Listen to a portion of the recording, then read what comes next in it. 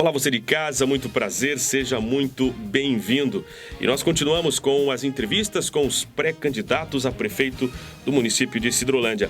O nosso objetivo é fazer com que você, eleitor, que tem uma missão importante no ano que vem, no mês de outubro, de decidir o futuro político do município, elegendo prefeito e vice e também os 15 vereadores na Câmara Municipal. O nosso entrevistado do dia hoje é o ex-prefeito Daltro Fiuza, principal figura do Partido do Movimento Democrático Brasileiro, o MDB, ele que é presidente do partido no município. Há poucos dias, o ex-prefeito disse que vai disputar a prefeitura, está num processo de pré-campanha que deve resultar numa homologação da sua candidatura no período das convenções eleitorais do ano que vem. Mas caso seja impedido de disputar a prefeitura do município de Sidrolândia, em decorrência de algumas questões judiciais, já desde que o ex-prefeito responde vários processos na justiça, o MDB terá uma candidatura com condições de disputar a prefeitura do município de Sidrolândia. O ex-prefeito disse ainda que esta é uma estratégia política do MDB em nível de estado, já desde que em 2022 o ex-governador do estado, André Putinelli, deve disputar o comando do estado de Mato Grosso do Sul. Confira na íntegra como foi a entrevista concedida ao jornal eletrônico Região News pelo ex-prefeito.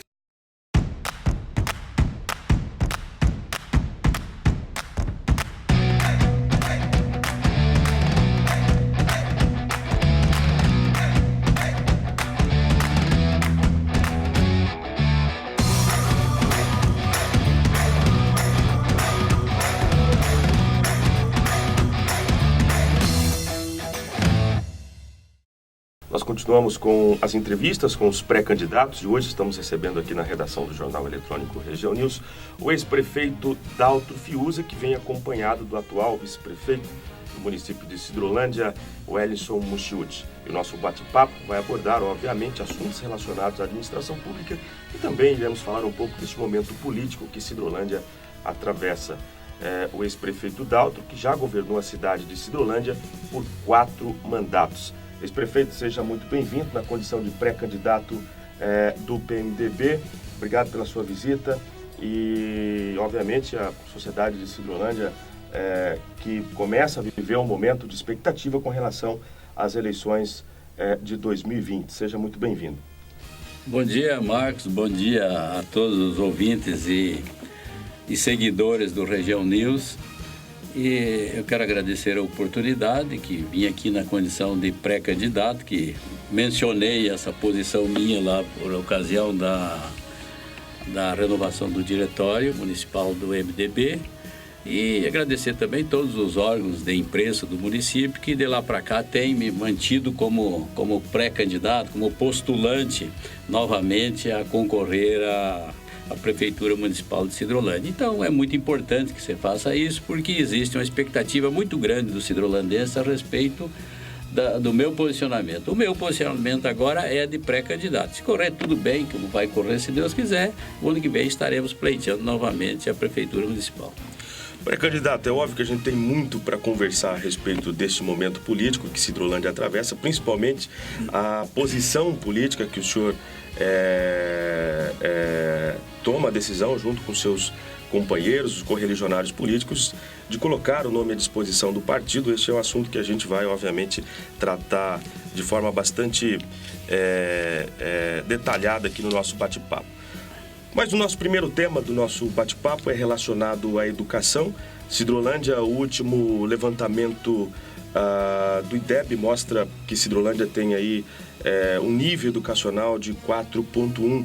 E o primeiro desafio, aliás, o grande desafio de quem está na gestão e do futuro prefeito é de melhorar esses índices no setor educacional. Como é que o senhor pretende tratar disso, caso seja candidato e eleito?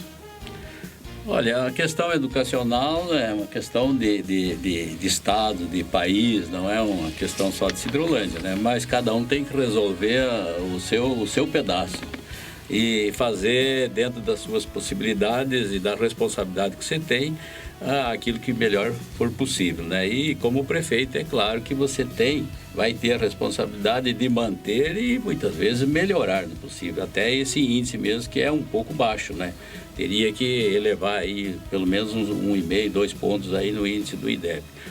Mas a gente, em gestões passadas, nós tivemos um trabalho assim até bastante atuante nessa área da educação e, inclusive, elevamos bastante o número de atendimento da educação infantil, com criação de instalações e também contratação de pessoal, conseguindo até, em determinados momentos, até para a área rural, alguma coisa na educação infantil, né, aldeias, distrito. Então, esse é um ponto alto também para procurar melhorar.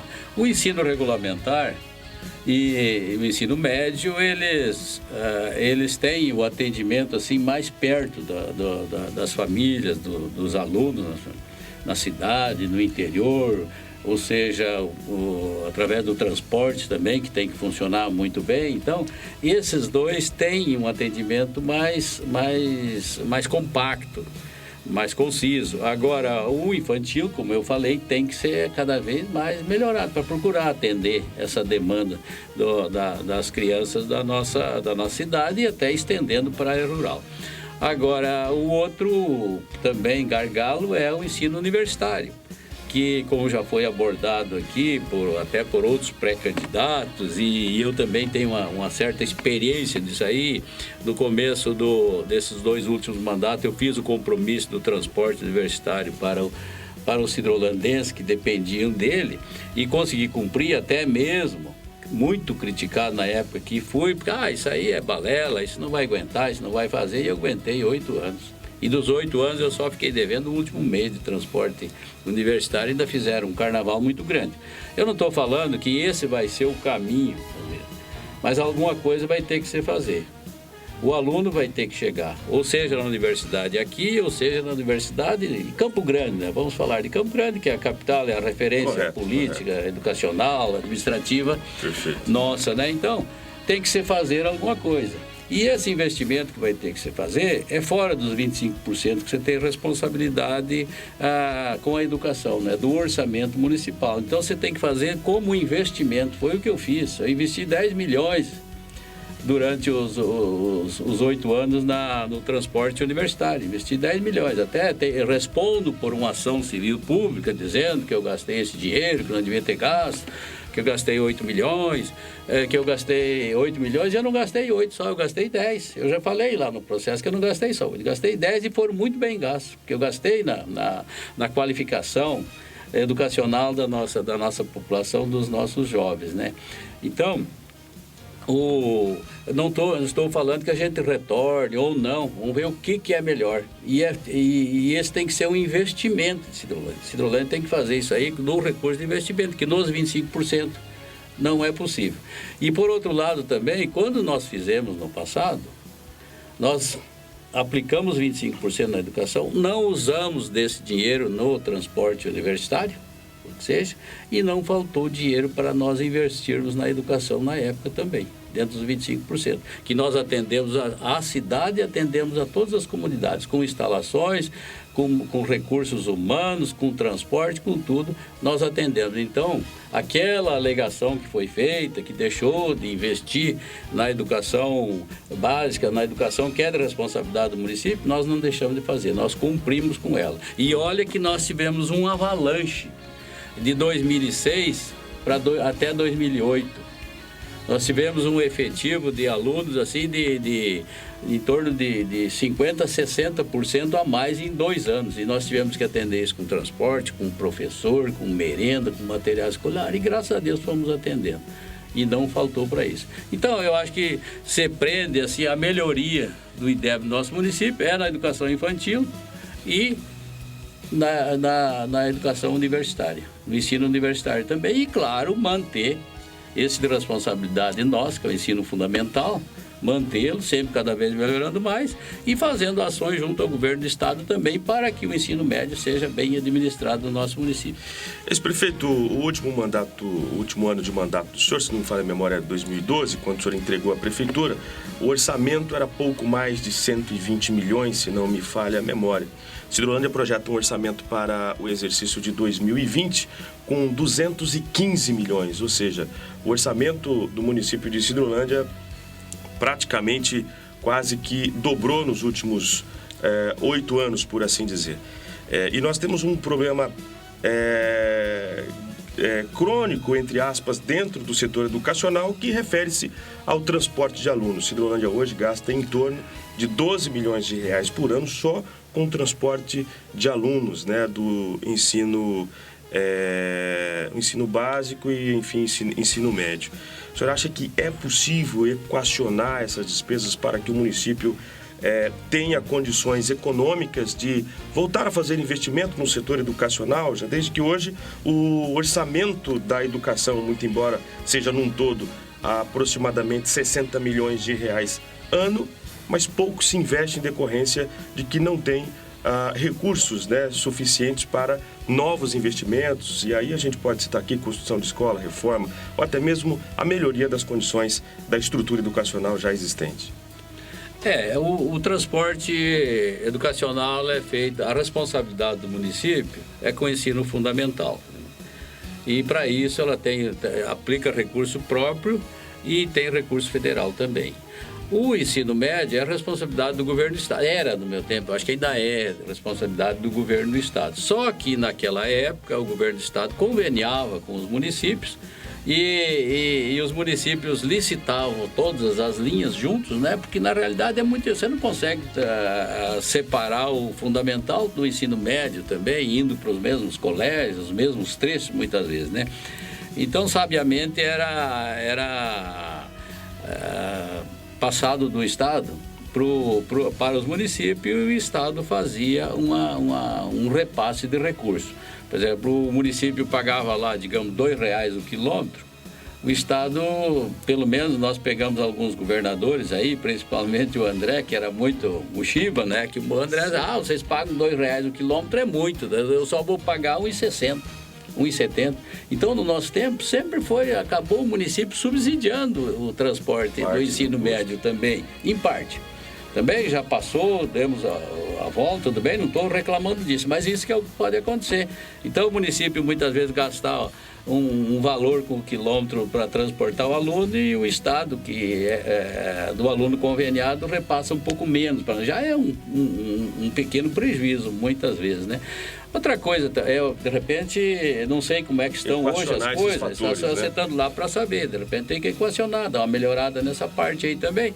E, por outro lado, tomar muito cuidado com os trechos, com os valores de licitação. Eu sei que é tudo licitado, mas eu acho que isso aí tem que ter, muitas vezes, um parâmetro. Muitas vezes as coisas estão muito, muito alteradas, mesmo através de licitação. Às vezes tem que se fazer o possível para minimizar esses valores do quilômetro, né? Baseado no combustível, no salário, porque o transporte emprega, tem o motorista, tem o pessoal da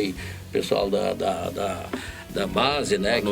Da manutenção, né? Então, eu acho que tem que se equacionar essas coisas aqui e procurar fazer, porque o transporte tem que fazer, isso aí é o país inteiro, não adianta dizer, não vou fazer o transporte, eu vou fazer menos, tem que fazer aonde for preciso fazer. Então, tem que procurar um equacionamento para você fazer ele dentro dos seus limites de recursos. E se você, através de novas matrículas, do aumento do efetivo estudantil, você tem que correr e buscar o aumento do repasse, né? Porque senão você fica defasado. Prefeito, ex-prefeito, melhor dizendo, e pré-candidato, o tema agora é a saúde, o grande problema da saúde do município de Cidrolândia. Nós temos aí aproximadamente 12 unidades básicas de saúde. O vice-prefeito que está aqui nos acompanhando pode até nos corrigir. E além da UPA, né, uma unidade, um centro de especialidades médicas, enfim. Mas o grande problema da saúde em Cidrolândia é com relação à resolutividade. O atendimento básico, acho que Cidrolândia de alguma forma está bem servido. Agora, quando trata-se de atendimento de média e alta complexidade, atendimento com especialidades médicas, exames, enfim, aí há uma fila de espera gigantesca e muitos esperam 4, 5, 6 meses por um atendimento. Como é que o senhor pretende tratar disso, caso seja candidato e eleito? Olha, é outra área bastante complexa, complicada, reclamada. A gente a todo momento está escutando. E eu, como quando era prefeito, também, da mesma forma, a gente sempre tinha as reclamações, embora nós tivéssemos, na época, ampliado e muito, até por conta do aumento da população, né? Que quando nós assumimos em 2005, tinha, na época, era 5 PSF. E quando eu saí, nós tínhamos 11 PSFs implantados, né? Então, nós procuramos expandir o atendimento, inclusive nas áreas rurais, nos novos assentamentos, tudo, criando essa possibilidade da pessoa estar chegando, pelo menos chegando lá perto do atendimento médico, né? Levando para lá profissionais da área como médicos, dentistas e enfermeiros e tudo, né? E até mesmo o transporte, nós colocamos na época uns carros de apoio, levava o pessoal até a unidade, trazia do assentamento para cá, transportava o pessoal lá, levava a equipe. Criamos também, na época, uma unidade de atendimento lá acho que eram 2 ônibus, já no final tínhamos 2 ônibus equipados que iam naqueles lugares mais distantes, que não tinham unidade de saúde. Pois ali na Dourado hoje tem 1 ou 2 unidades de saúde, né? Mas lá no fundo, lá não tem, assim como nós não tínhamos em outros pontos mais distantes. Aí tínhamos essas unidades que eu não sei se estão funcionando, mas eu acho que é um bom caminho ainda para um bom projeto. Se tem que se manter, e se não tiver, tem que se voltar a fazer esse tipo de atendimento. E, por outro lado, você ter os profissionais apostos. Isso é importante, ter os profissionais apostos para que dê aquele atendimento diário, direto, dia e noite, para o pessoal que for dependente, que precisar. Que mesmo você não fazendo aquilo que as pessoas esperam, mas pelo menos você foi atendido. Entendeu? E procurar fazer funcionar dessas questões de exames, tudo o que tem no município, tem que sair, assim, claro, com mais rapidez. O que não tem, vai depender de agendamento, de exame, ou às vezes de uma própria consulta, às vezes de alta complexibilidade, né? Então, aí a prefeitura tem que usar uma parte do orçamento, do recurso, para criar uma estrutura, um esquema para que isso seja atendido, se for na capital, ou muitas vezes até em outras, até em São Paulo, como muitas vezes aconteceu durante o nosso mandato. A gente dá cobertura para atender uma emergência.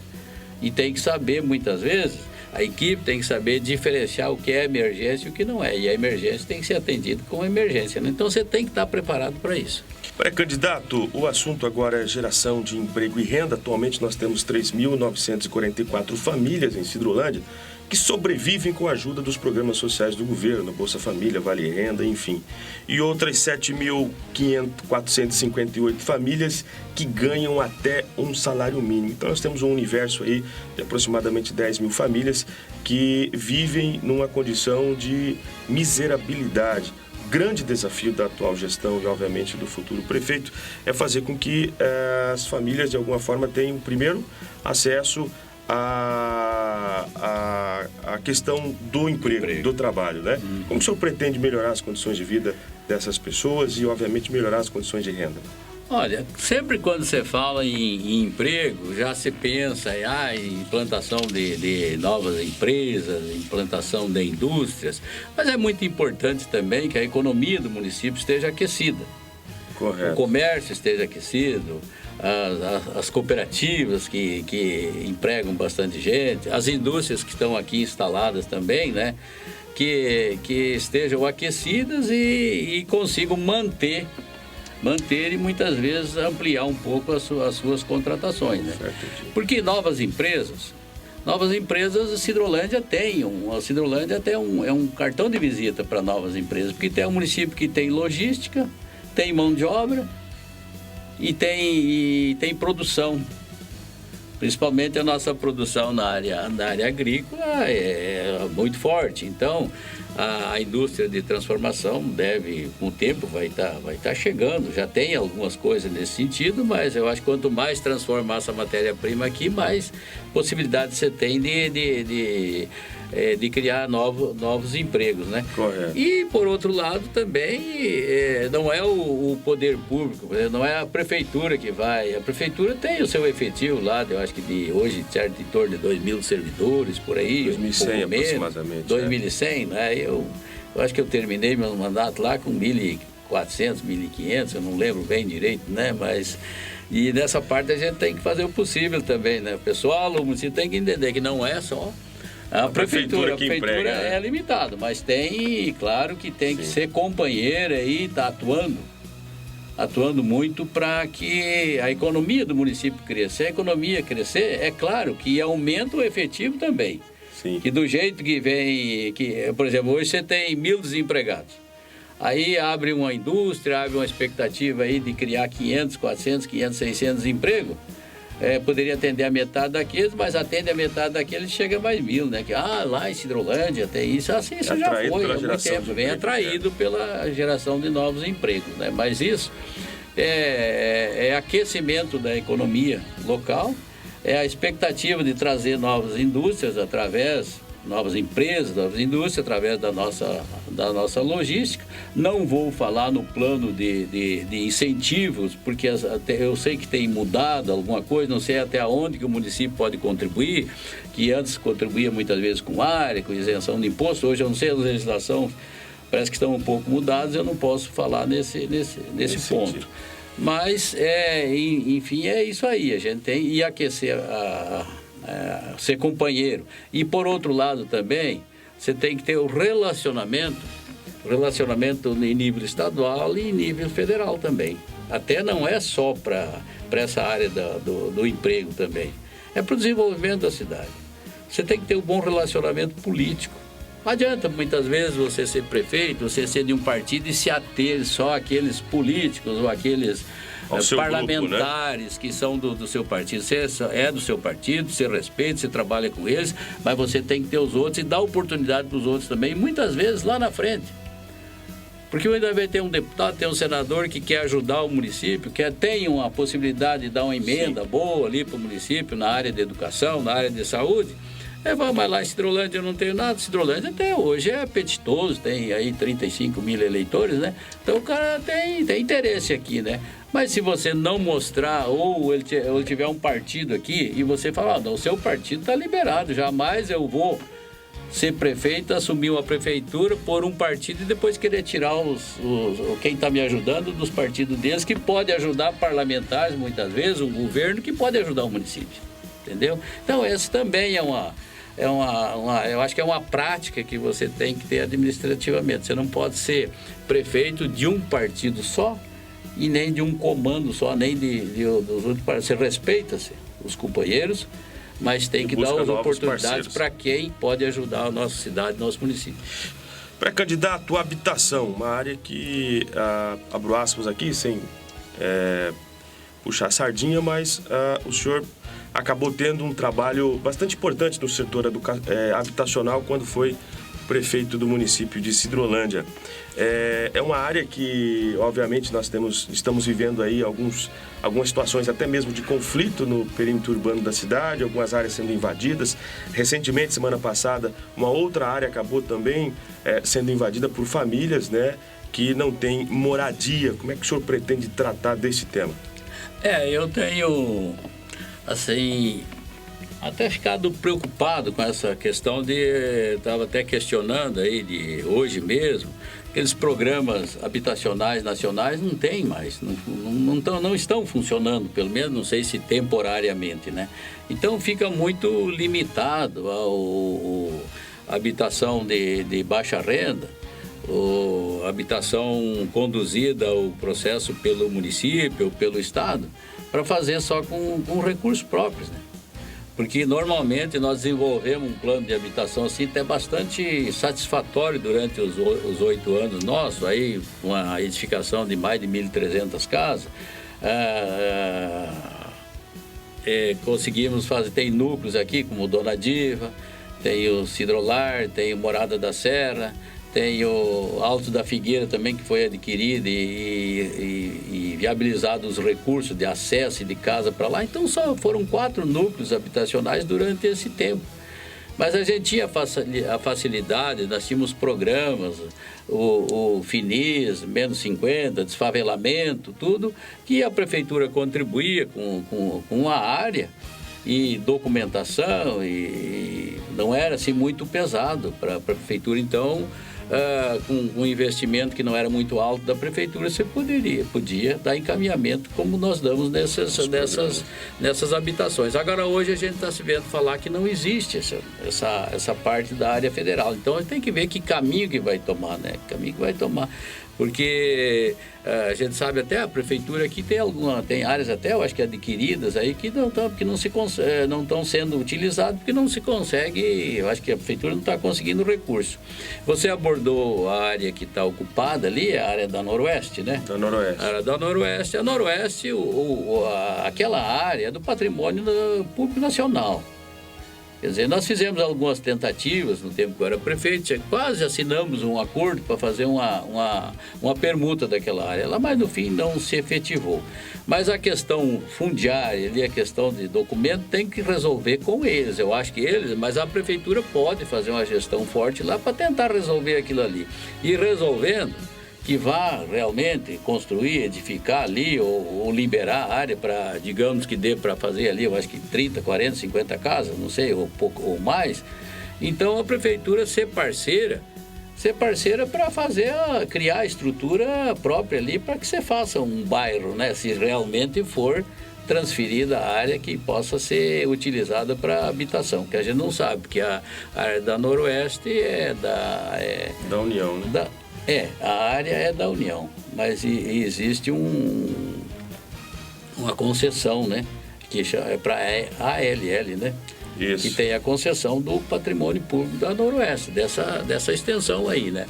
E eu tenho a impressão que enquanto não terminar essa concessão, dificilmente eles vão aceitar fazer legalmente. E enquanto não aceitar fazer legalmente, o pessoal vai acabar ficando lá, porque pela força, e quem está lá, com certeza, está dependendo de habitação, né?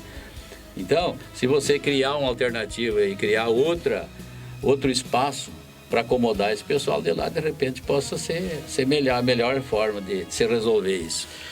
Pré-candidato, agricultura familiar é o nosso último tema do nosso bate-papo. O senhor tem um profundo conhecimento com relação à questão rural do município de Sidrolândia. Temos aí 28 assentamentos, se não me falha a memória, e uma comunidade que também é tratada como assentamento. E o grande desafio de quem está na administração pública de Sidrolândia, que é um município atípico, nós temos 1% dos assentamentos alocados no município de Sidrolândia, tornar essas áreas de fato produtivas, fazer com que o produtor de pequena propriedade ele consiga produzir, abastecer a mesa, né, do consumidor e, obviamente, faturar com isso, gerando renda. Como é que o senhor pretende tratar disso? Ô Marcos, quando você fala em quantos assentamentos? 28, 29. 28 assentamentos. Eu gosto de falar em número de famílias. Porque muitas vezes você tem assentamento que tem 40 famílias, 50, agora tem assentamento que tem 300. Você pega Capão Bonito 2, tem 306 famílias. Então, aí quando você fala 28 assentamentos, tem uns que tem pouco, tem muito. Mas em torno de 5 mil famílias, eu acho que passou um pouco hoje, tem assentadas no município de Sidrolândia. E tem assim uma certa experiência, porque nós tratamos muito dessa questão e a grande maioria, porque quando eu assumi em 2005, existiam 1.780 famílias assentadas em Sidrolândia. E quando eu terminou meu mandato em 2012, tinham 4.700 famílias, 4.600 assentadas em Sidrolândia. Então foi uma demanda muito grande. Isso impactou muito nossos orçamentos de saúde, educação, transporte. Mas graças a Deus aquilo lá passou, nós pudemos fazer o que deu para fazer lá. A gente contribuía na época, os novos assentamentos, ajudando a preparar a terra, abrindo estrada, arrumando transporte, levando professor, abrindo sala de aula em sedes antigas para poder atender de imediato o pessoal, né? Isso foi uma questão da época. Hoje, esse pessoal já assentado, a gente sabe que tem muitas famílias, eu imagino que até 20%, 30%, muitas vezes não se dão bem no local, acabam transferindo, vou falar vendendo, porque legalmente não pode acontecer, mas acontece. Isso é um problema do INCRA, não é conosco, mas acontece. Tem os lotes vendidos, então uns 30%. Aí muitas vezes tem uns 30% que ficam assim se adaptando à terra, não tinham muita experiência. E você imagina a falta da experiência com a falta de recurso, não é brincadeira não, né? O cara ganhar um lote lá, ganha um pedaço de braquiária lá, a coisa mais difícil do mundo de transformar numa lavoura de milho, de feijão ou mandioca que seja, né? Imagina a dificuldade que ele vai ter, né? Agora tem mais um percentual de famílias assim que já tem um perfil, muitas vezes tem um outro recurso também que possa ser investido ali, que acabam se encaminhando. E eu acho o seguinte, que 50% das famílias que estão assim se desenvolvendo, estão produzindo, já está produzindo muito mais do que essas próprias fazendas produziam em benefício do município, em benefício da renda do município, tanto faz na geração de emprego como alimentação, né? Então, muitas vezes a gente encontra as pessoas, porque assentamento atrasou-se. Não considero. Eu acho que a fase de implantação, o início é muito árduo para a prefeitura, é muito dispendioso. Assim como nós tivemos, de repente, num ano, nós temos um aumento de 1.000 alunos num ano. De 1.000 alunos, sendo que, de repente, o Fundeb só vai repassar, e você tem que atender no ano, e o Fundeb só vai dar recursos para nós depois de cadastrar os alunos no próximo ano, quer dizer, então é muito difícil, né? Mas eu acho o seguinte, eu acho que o município não tem uma empresa de assistência técnica, né? Não tem, né? O Estado tem uma empresa de assistência técnica, então tem que atuar junto com o Estado para essa empresa de assistência técnica. Também direcionar a produção do pessoal para produtos que sejam aproveitáveis, que sejam de rendimento. Muitas vezes já aconteceu aqui no nosso município que orientam os produtores para fazer isso ou plantar aquilo e amanhã ou depois não tem para quem vender, não tem para quem não tem indústria para transformar e nem nada, né? Então acho que tem que ter uma boa orientação técnica e tem que ter a participação da prefeitura para fazer muitas vezes pequenos serviços. Através das patrulhas, nós deixamos na época, eu assumi 100 patrulhas, nós acabamos deixando, parece que 11 ou 12 patrulhas mecanizadas aí, a gente ajudava, dava assistência, para que elas funcionassem. E eu acho que esse trabalho da patrulha tem que incrementar essa assistência para essas patrulhas e, de repente, alterar mais, fazer um número maior para ajudar esse pessoal na produção. Que, como eu falei, não é a pessoa que quer plantar 3, 4 hectares lá de milho ou mandioca, muitas vezes ela não tem como fazer, não tem como gradear a terra, não tem como preparar nem nada, né? Então, eu acho que a prefeitura tem que participar nessa produção deles, nessa preparo de terra, principalmente, e segurar o assentado. Já é uma questão que a gente tem acompanhado. Nós temos assentamentos aí como a São Pedro, que é um assentamento antigo. O pessoal novo, quase todo mundo saiu de lá, né? E a gente sabe que, por tradição, às vezes a família tem um ou dois filhos. Se é filha, daí vai ter a filha e o genro. Se é filho, vai ter o filho e a nora. Mas ele tem 3, muitas vezes só um fica. E às vezes nenhum fica também, porque vê outra expectativa na cidade, ou vai estudar e fica, vai trabalhar e fica também. Então, esse é um trâmite. Mas eu acho que o município tem que fazer a parte dele, tem que ajudar na orientação técnica, tem que ajudar no preparo de terra e não deixar faltar a saúde e a educação lá perto dele também. Pré-candidato e ex-prefeito de Sidrolândia, Adalto Fiuza, o tema agora é livre, nós vamos bater um papo aqui relacionado a questões políticas do município de Sidrolândia. O MDB é o principal aliado do prefeito Marcelo de Araújo Ascoli, que também é pré-candidato, né, à reeleição.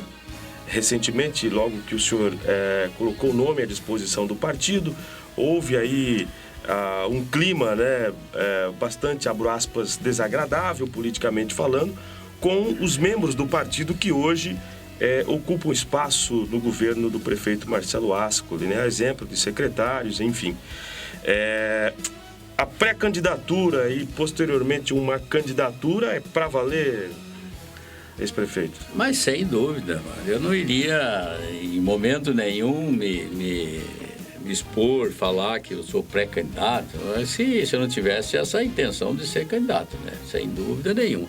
Outras eleições, uma eu não tive, nunca falei, a outra eu cheguei a ter uma decisão de ser, mas tinha um acompanhamento que era para ser vice, e daí ele abriu na hora, tudo bem, então por conta disso também eu desisti da candidatura, porque tinham também andamentos judiciais e tudo que poderiam impedir, poderiam ser, de repente você elege aí e fica aí sob júdice, se incomodando, né? Eu não queria isso, né? Então, por isso que houve aquela desistência de concorrer nesse pleito passado, né? Agora não, agora a decisão é minha, né? Eu tenho os companheiros, o pessoal o companheiro tem me alimentado a minha expectativa, a minha esperança, e eles também estão esperançosos, né?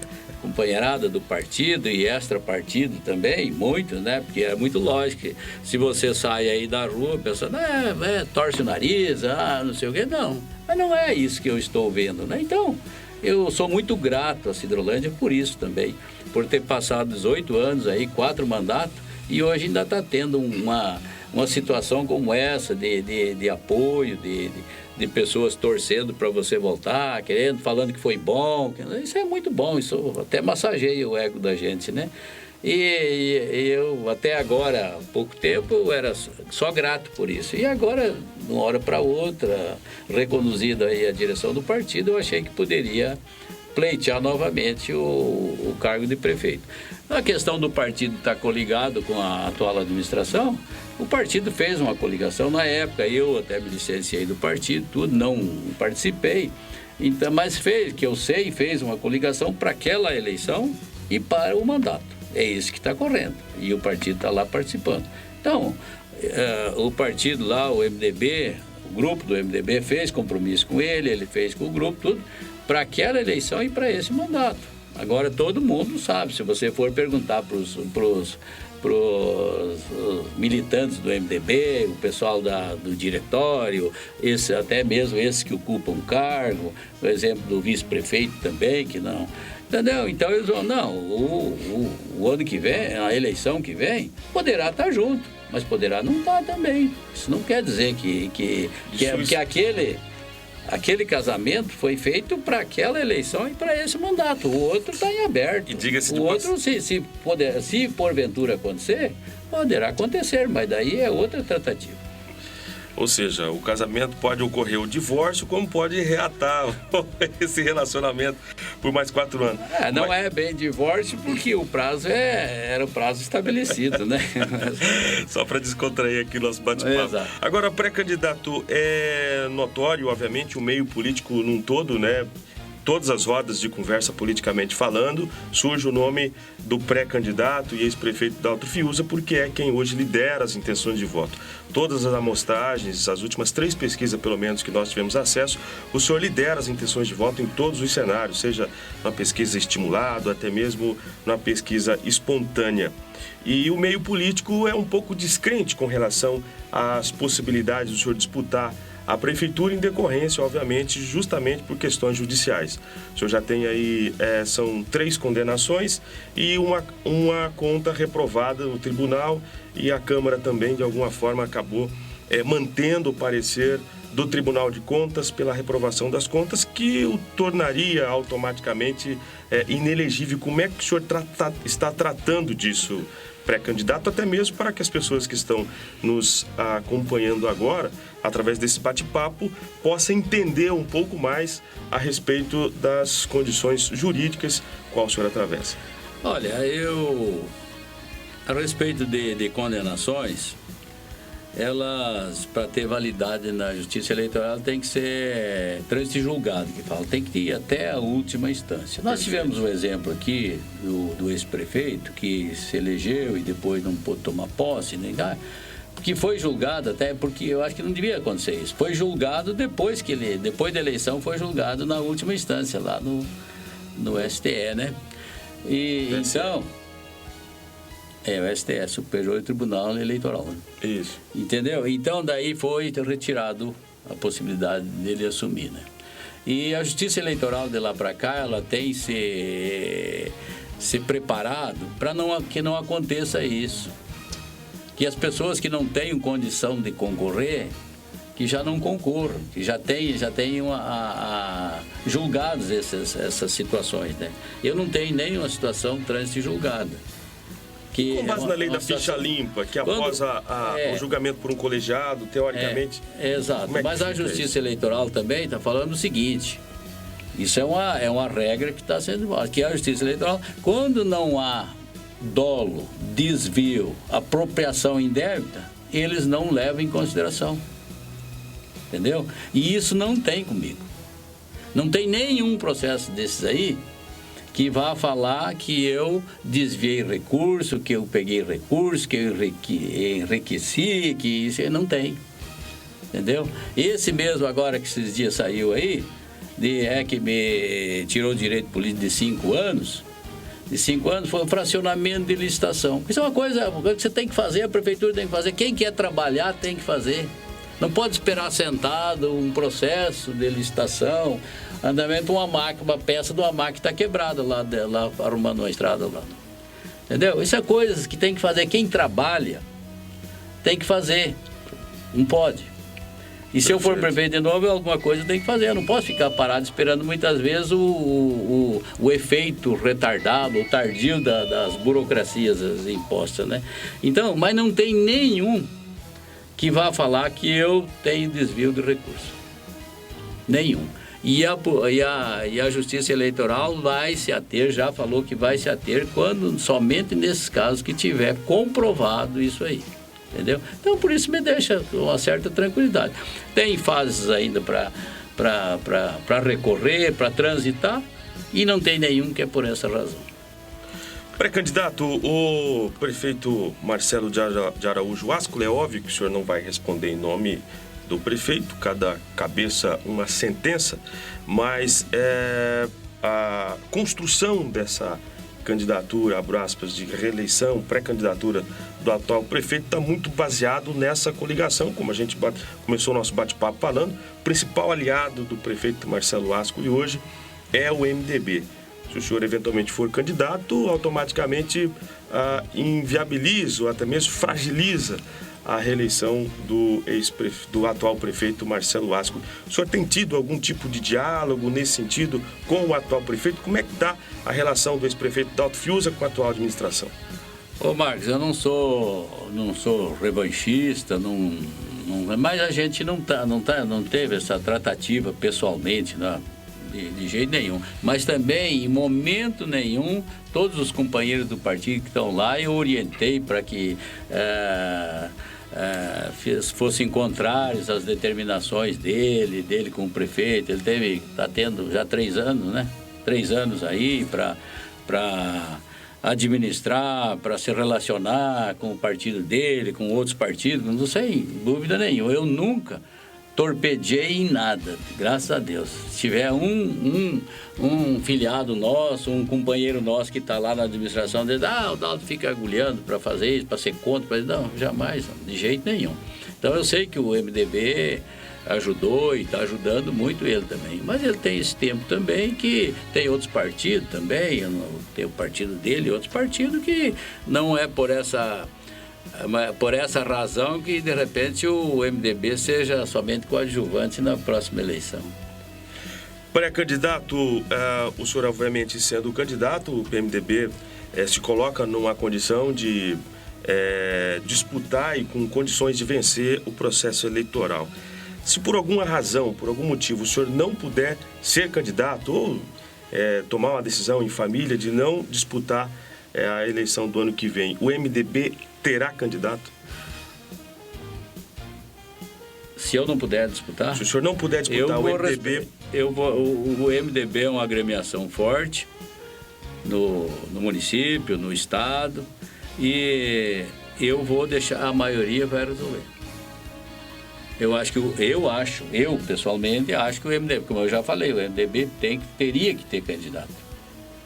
Não teria que nas questões, muitas vezes eu já vinha vindo falando naquelas questões das eleições presidenciais. Esse MDB é um partido forte no país inteiro, tem o maior número de prefeitos, um grande número de governadores e tudo, e é só coadjuvante lá, está sempre lá na presidência, né?